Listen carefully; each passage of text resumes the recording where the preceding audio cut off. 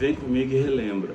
Uma coisa que eu sempre tive comigo foi a questão da oração, né? De nunca desprezar e sempre ser uma pessoa de oração.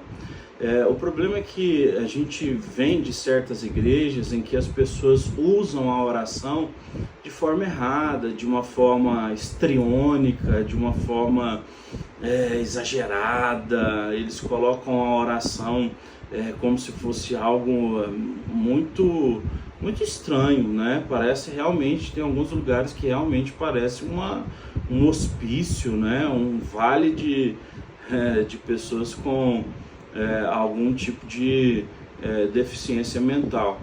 Mas a gente encontra Jesus no capítulo 4 tendo que ir ao deserto orar.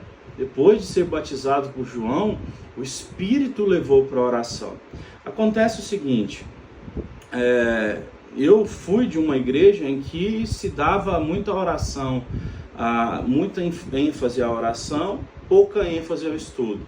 Quando eu conheci, então, a palavra de Deus a fundo e comecei a estudar, a maioria das pessoas que estudavam também, na minha época, elas tinham dificuldade, porque quando nós começamos a estudar, a Bíblia também mesmo diz, né, que nós precisamos tomar cuidado porque o orgulho ensoberbece. Eu acho que eu tive menos problema com isso, porque eu sempre acreditei muito na oração. Porque mesmo vindo de uma igreja que manipulava as questões da oração, eu sempre fiz muitas orações em particular com Deus e sempre vi Deus respondendo muitas minhas orações.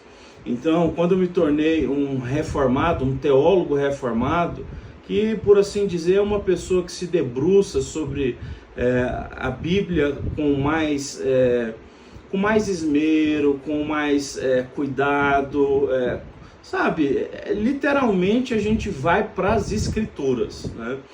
Então, eu não tive esse problema de deixar a oração de lado. E eu queria justamente deixar esse recado, que o nosso Deus responde orações.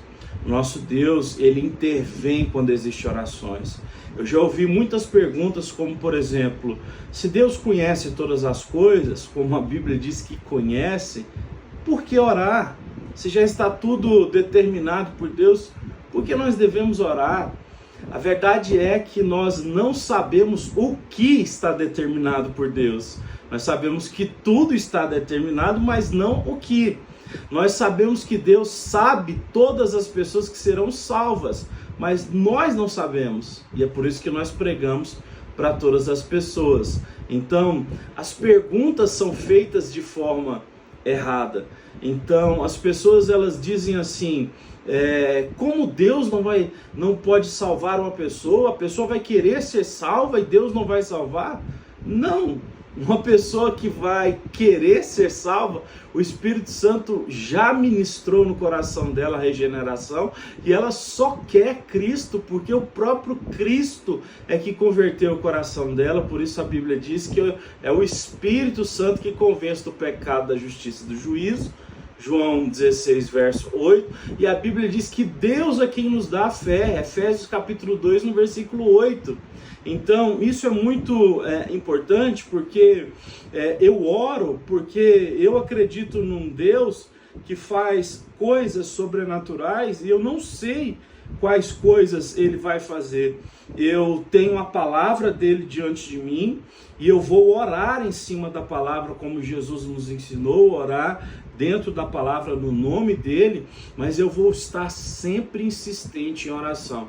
Então eu quero convidar você a ser uma pessoa que ora, porque Deus responde, Deus ele intervém, Deus continua colocando a sua mão nesse mundo. Existe um termo, né, que se chama deísmo, que é Deus ter criado o mundo e depois ter se retirado dele. Não, Deus não se retirou. A mão de Deus continua estendida e o ouvido dele não está tampado. Então eu quero te convidar para que você comece a orar pelas situações da igreja, situações da sua casa, pelas situações da sua vida, porque eu tenho certeza absoluta que o nosso Deus continua respondendo. Então, eu aprendi muito sobre a palavra de Deus estudando, bacharel em teologia, mestrado em teologia, doutorado em teologia, pós-graduação em arqueologia, mas eu nunca deixei a oração. Eu nunca deixei de ajoelhar, nunca deixei de buscar o Senhor, porque eu sei que em todas estas coisas, né, nós precisamos nos humilhar diante desse Deus que é todo-poderoso. Então, continue vindo comigo e aprendendo e se lembrando de alguns pontos fundamentais. Deus te abençoe.